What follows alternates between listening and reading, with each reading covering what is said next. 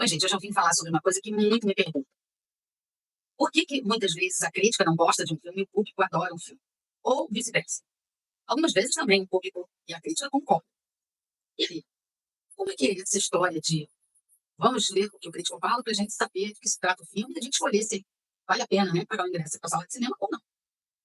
A mesma coisa vai para a série, tá? O que acontece é o seguinte, é que existem duas coisas que um crítico precisa entender. Uma é a opinião dele, pessoal. São os gostos. Você tem aquele tipo de filme que te agrada para um momento de lazer, para o seu entretenimento, para o seu enriquecimento. Então, tem N motivos.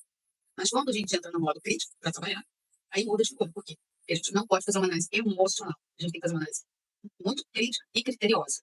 São vários elementos que compõem uma obra. Então, a gente gira todos os elementos, a gente entende o que é aquele filme, para quem é aquele filme, qual a mensagem daquele filme, qual a proposta daquele filme, quais são as possibilidades que esse filme pode trazer. Então, são muitos elementos. Para quem está pagando o ingresso indo para a sala de cinema, não tem conhecimento. É gostei ou não gostei. Não tem é, muito o que falar, né, sobre técnicas. Não sei de quem não tem essa visão. E aí o que acontece? Acontece que muitas vezes é um filme que é muito aclamado pelo público, não é muito, vamos dizer assim, é criticado negativamente pelo, pela crítica, pelo, vamos dizer assim, um profissional especializado em falar de filmes. Bom, é um pouquinho complicado? Não. Então, vocês vão ver que não é. Alguns filmes, vou pegar uma coisa muito básica. A franquia Velozes e Furiosos. Ninguém pode dizer que Velozes e Furiosos é ruim. Por quê? Porque tem público. Ele faz público. O primeiro, o segundo, até o décimo. Então, ele tem um público que vai, que é ativo, que gosta e gosta muito. E se o Velozes e Furiosos fizer o 11º, 15º, 16º, 20º, ele vai. Independente de quem falar como não, esse público vai. E aí o que que acontece? O Velozes e Furiosos 7, que foi o filme que o Paul Walker não conseguiu terminar, porque morreu antes. Então, ele teve esse agravante, teve um chamariz a mais, e aí ele ultrapassou a barreira de 1 bilhão. Ele chegou a 1 bilhão 515 milhões de dólares. Então, o público gostou, né?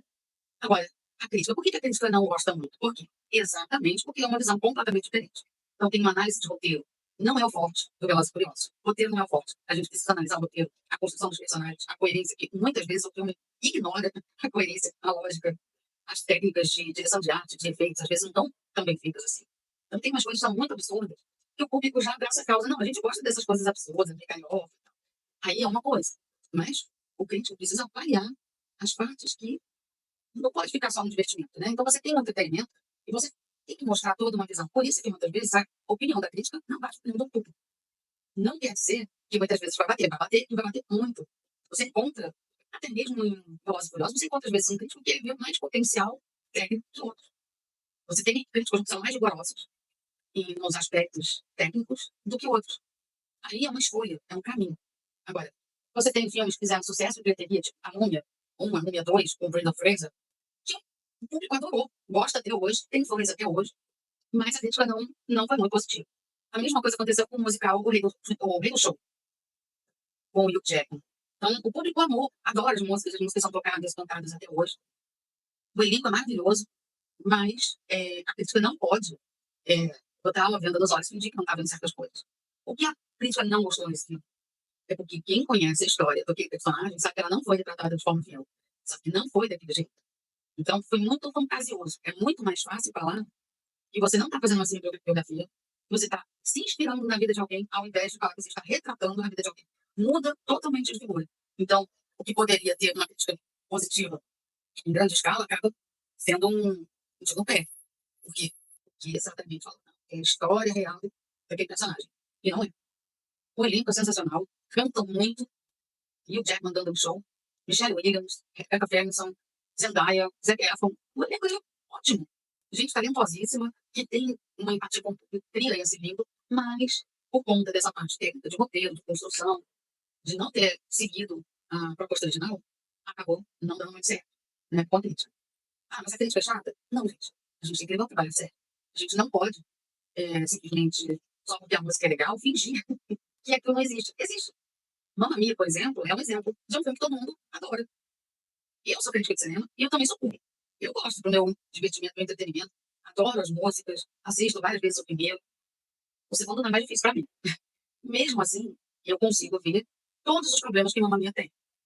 Tem N problemas em termos da parte técnica, da escalação de elenco, pontas mal feitas para poder a história andar. Então, essa é a diferença. Agora, uma coisa é o crítico. Aí, ok, você vai lá, assiste. Quando for entrando, assiste. Pronto, já cumpriu com a sua missão, você quiser ir lá para se divertir, você tranca o crítico e vai se divertir. Isso sim, é saber separar uma coisa da outra. E é por isso que muitas vezes a crítica e o público divergem de opinião. Porque, na verdade, o público dá a sua opinião e a crítica dá a sua avaliação. Essa é a diferença.